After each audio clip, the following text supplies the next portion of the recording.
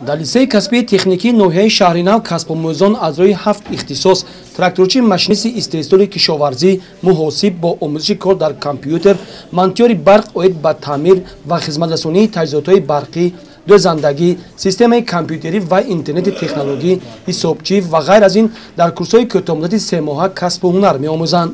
мувофиқи маълумоти маъмурияти литсей, ин дабистони илму ҳунарро 113 нафар хонандагон хат намуда ба соҳаҳои хоҷагии қишлоқ ва саноат бо роҳхатҳо ба кор фиристонида шуданд.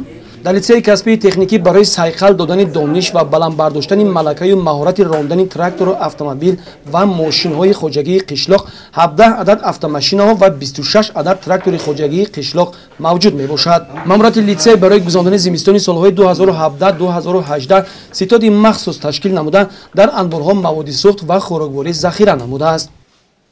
дар литсеи мо чун ҳамасола ба оид ба зимистонгузорӣ гузаронӣ қариб ки 13 куб ҳезум ва 10 тонн ангиш захира карда шудааст.